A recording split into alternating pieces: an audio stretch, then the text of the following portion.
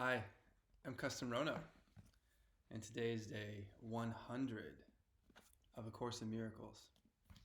Thank you so much for being here. I appreciate your time and energy. Reviewing Principle 30. By recognizing spirit, miracles adjust the level of perception and show them in proper alignment. This places spirit at the center, where it can communicate directly. By recognizing spirit, miracles adjust the levels of perception and show them in proper alignment. This places spirit at the center, where it can communicate directly. Okay, yesterday we said miracles heal because they deny body identification and affirm spirit identification. We are granting ourselves access to the invisible, which we can feel, which we can assess by noticing that we notice we're noticing anything at all. You have awareness. You are more than just a body. It's electricity, chemicals. By recognizing spirit, miracles adjust the levels of perception. What does that mean? Well, if we are able to perceive life differently, we will have a new perspective on life. And perspective is the point from which we are noticing, we are observing, we are conducting ourselves in life. So if we can see ourselves in love, we can see everything through love, through our holiness.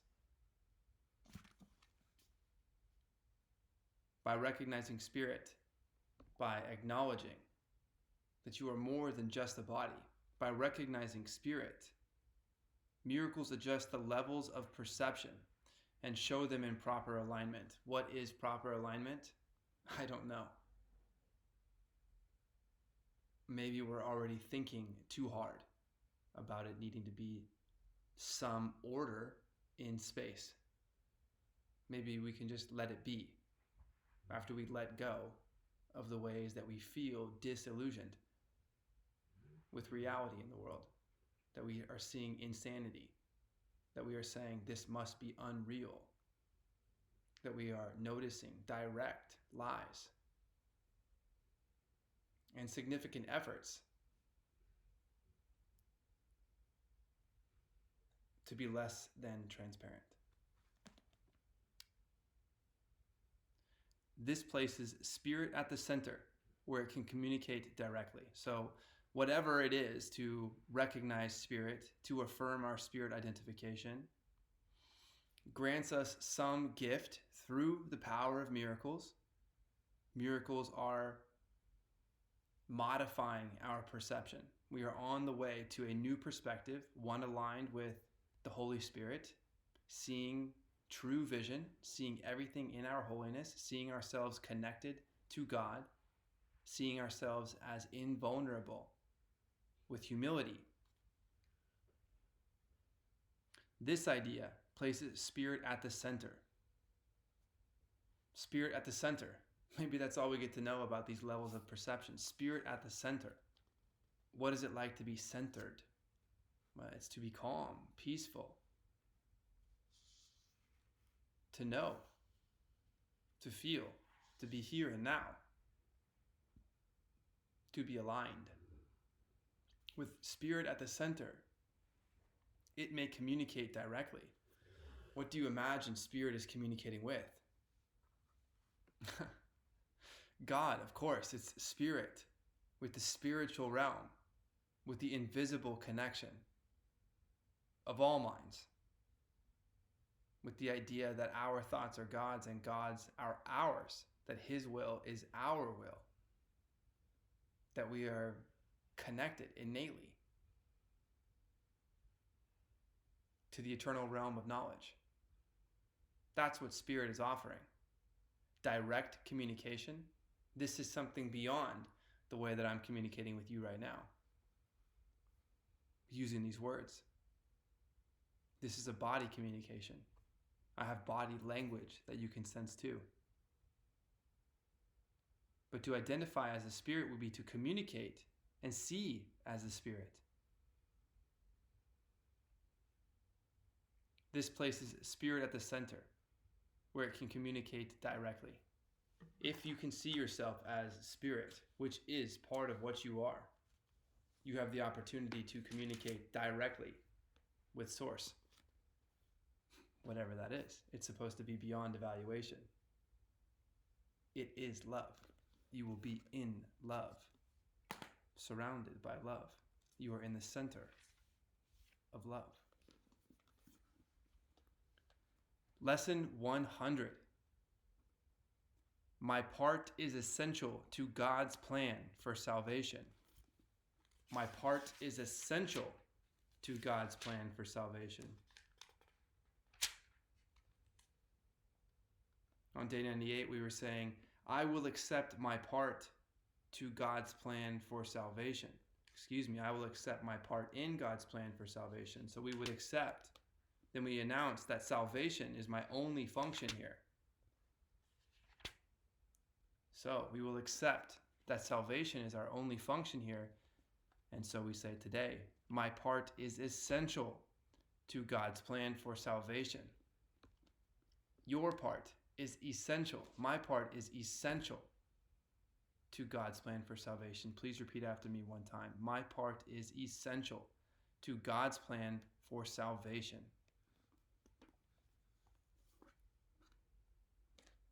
Just as God's Son completes his Father, so your part in it completes your Father's plan.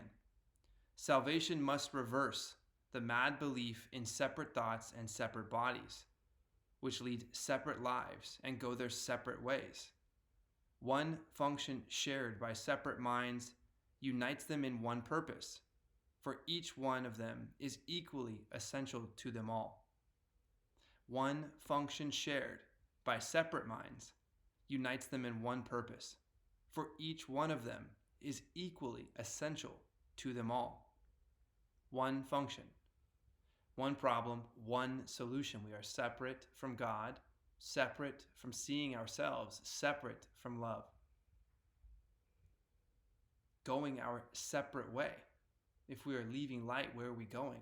Into darkness. So we believe, but we can never leave light. Oneness is always available. One function. My part is essential to God's plan for salvation. Salvation is my only function here. God's will for you is perfect happiness. Let's repeat this. God's will for me, God's will for you is perfect happiness. God's will for you is perfect happiness. Would you like something else? God's will for you is perfect happiness. If there is something you imagine you would like more than perfect happiness, you're not picturing what perfect happiness is. You have whatever it is that you need, whatever it is that you desire. You are perfectly happy. There is nothing else you could want. If you believe you want something other than perfect happiness, please dream quote unquote bigger. Read the words exactly as they are. Perfect happiness. What else would you like? You have perfect happiness. You, assuming the idea of perfect happiness, would laugh. What else do I need? I am perfectly happy. This is perfect happiness. God's will for you is perfect happiness. Why should you choose to go against his will? The part that he has saved for you to take in working out his plan is given you that you might be restored to what he wills. This part is this part is as essential to his plan as to your happiness.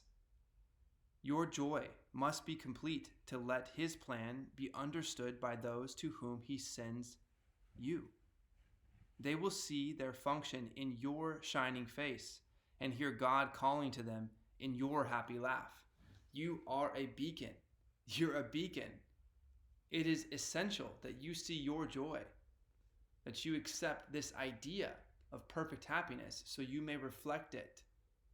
If you are reflecting it and someone is seeing you, they are seeing some of their own reflection, an opportunity to notice this inside of themselves, just as we may say, there is something I do not like about that, or do not like about that person in me, that we are noticing ourselves when we see this death and disease and destruction around us. There's something I don't like about that in me. May I notice it and let it go? There is something I love about that or about that person in me.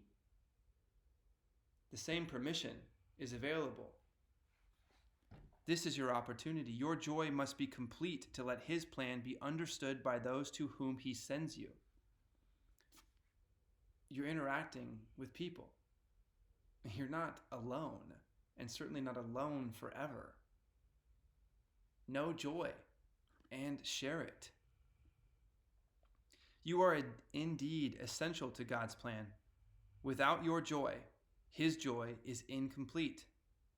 Without your smile, the world cannot be saved. While you are sad, the light that God himself appointed as the means to save the world is dim and lusterless, and no one laughs because all laughter can but echo yours. Maybe you don't think you're that important, but you are part of all there is. And if you are not able to discover your opportunity for your happiness, then perfect happiness has a gap. And of course, you may discover this. It is God's will. It is your opportunity in noticing that you are more than a body, which opens you to a whole new idea of ways that you may see yourself and see the world around you. May you try it on. You are indeed essential to God's plan. Just as your light increases every light that shines in heaven, so your joy on earth calls to all minds to let their sorrows go and take the place beside you in God's plan. God's messengers are joyous, and their joy heals sorrow and despair. They are the proof that God wills perfect happiness for all who will accept their Father's gifts as theirs. What risk do you have in being joyous? God's messengers are joyous. If you'd like to find God's messenger, try on joy. Know joy. See life through joy. And perhaps you notice God's messengers all around. Perhaps others will notice you as God's messenger. True vision may only bless. It requires no sacrifice of anybody. We will not let ourselves be sad today, for if we do, we fail to take the part that is essential to God's plan, as well as to our vision. Sadness is the sign that you would play another part instead of what has been assigned to you by God. Thus, do you fail to show the world how great the happiness he wills for you, and so you do not recognize that it is yours, this happiness that God wills for you. This morning, I admit that I felt deep sadness. I felt deep sadness. What did I vote for? No war. Sound money. Ideas that can cause a ripple of awakeness and positivity for all people, regardless of what other issue could be. And yet I recognized that I have the opportunity to live this myself now. I may know peace, and if I do not know peace, then I am looking for someone else to show it to me at all times, and I will be victim of any of their misleadings. My upset will be assigned to them, and I will need an external savior. I was upset, so I could notice myself being upset. How many incongruencies do I need to discover before I realize that not everyone has everyone else's best interest in mind? And maybe that seems like an impossible task, so why don't I start with myself? If I want no more war, why don't I see life through my holiness? What can one man do? I found myself asking throughout our time sharing with this book. One man can see life as one problem and one solution. And if there are infinite problems, then why not start with this one?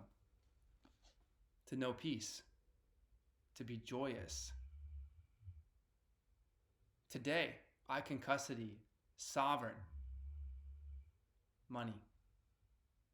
I can vote by investing my life savings, my energy in ideas and systems that do not need to fight. They simply align with truth.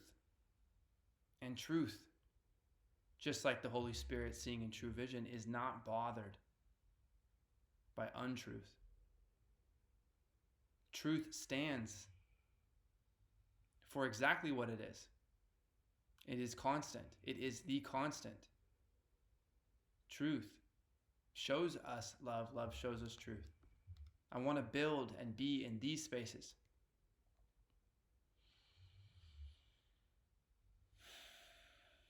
I believe in my sovereignty of mind and yours too, and yours of body. And I can see how world, global events and suffering are ripples of confused and diseased people. Shameful, scared, arrogant. I can see this because I've been these things. I am learning to see my own self differently and to see life differently.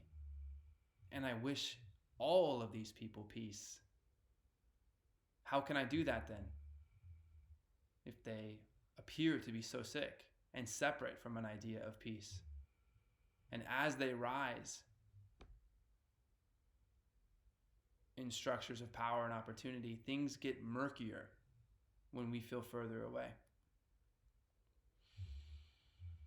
And it seems like there's just more and more and more opportunity to believe that we can hide from whatever it is that we learned long ago. And the next mistake we made, just as we learned if we missed an opportunity for meditation on a day's idea, we simply allow it to be a mistake. What's our key to finding salvation? Is to feel how we feel and forgive it. This is a blessing. Forgiveness is something outside of the system of fear, outside of the system of attacks, outside of our upsets. Forgiveness is literally a miracle. Any person who is forgiving is letting go of something that they would otherwise be able to justify living below or attacking for.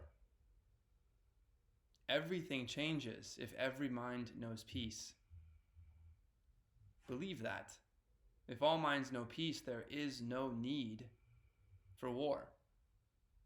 If you know perfect happiness, what would you gain by destroying it?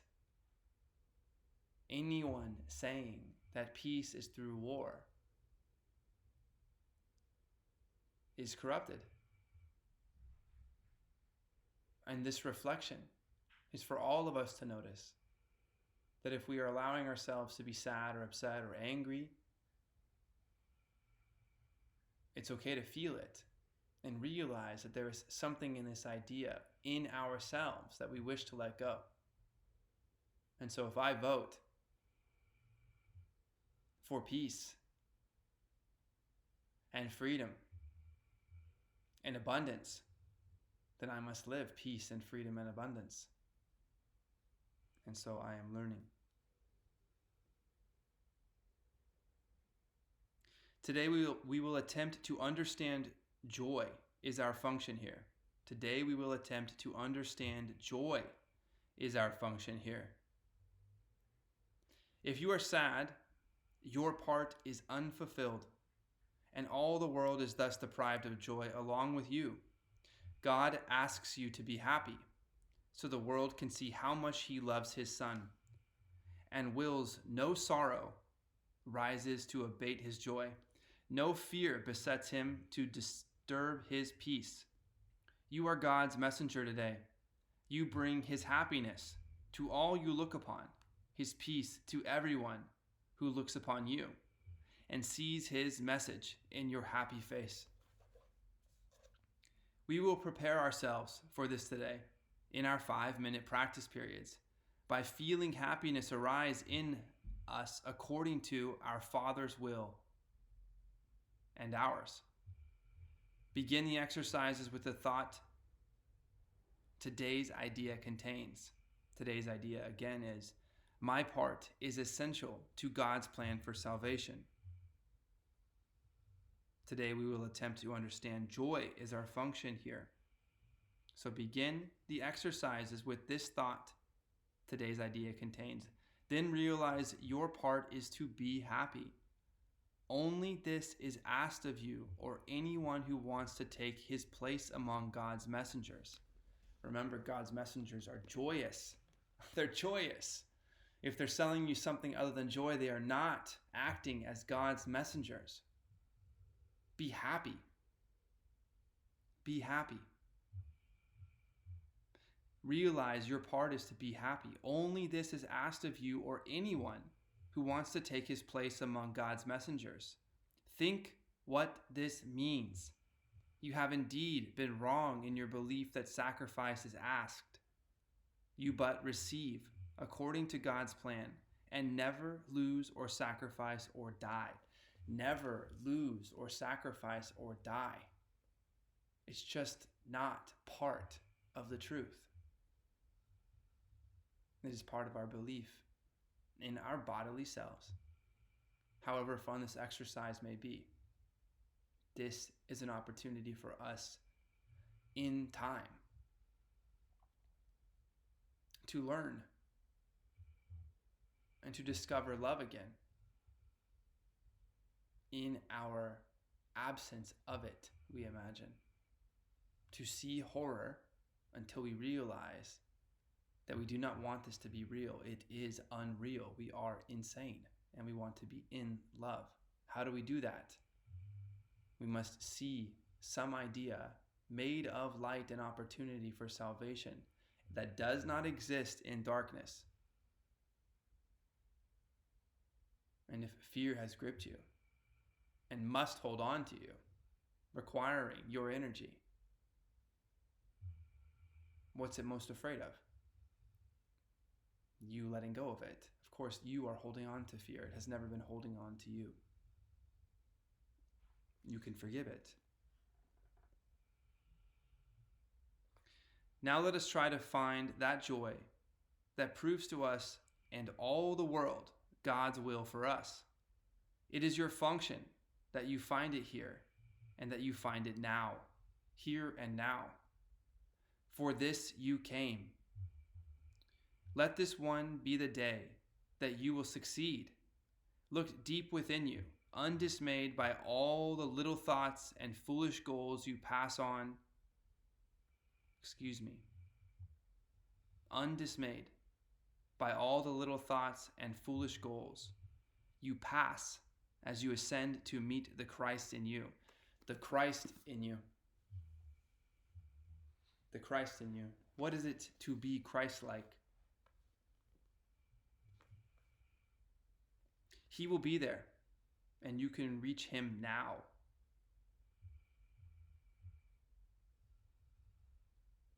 What could you rather look upon in place of him who waits that you may look on him? What little thought has power to hold you back? What foolish goal can keep you from success when he who calls to you is God himself? Yeah. If God is calling you and you accept this idea, what at all could stand in the way? But you pretending you do not hear it. He will be there. You are essential to his plan. You are his messenger today, and you must find what he would have you give. That is joy. That is happiness. That is peace. That is love. Do not forget the idea for today between your hourly practice periods. It is yourself who calls to you today, and it is him you answer. Every time you tell yourself you are essential to God's plan for the salvation of the world. You are essential to God's plan for the salvation of the world. Please repeat after me. My part is essential to God's plan for salvation. Your part is essential to God's plan for salvation. Today, you will attempt to understand joy. That joy and understanding joy is your function here. It is your function that you find it here and that you find it now. For this you came. Let this one be the day that you succeed. Look deep within you, undismayed by all the little thoughts and foolish goals you pass as you ascend to meet the Christ in you. Let's rejoice and know joy and share it and allow ourselves to be curious about what God's messengers may feel and what that feels like deep within ourselves. Where is this? It's invisible to us, yet we may feel it and we may know it. This is to quest in the invisible. This is something that no one may ever take from you. And those who are not expressing joy, not acting as God's messengers, would hope that you notice only them. They will be exciting and fearful and compelling. And it is a trick. Because if you notice yourself, should you become perfectly happy seeing the truth within you, and I would imagine within me, if we become perfectly happy, anyone selling us anything else but perfect happiness, we will politely decline. We are seeing a new system, and the old one is old to us. These attack thoughts bore me. I'm interested in knowing peace and freedom and the exchange of love, value for value. My part is essential to God's plan for salvation. I am Kesten Rono, and I declare my curiosity for happiness to be true.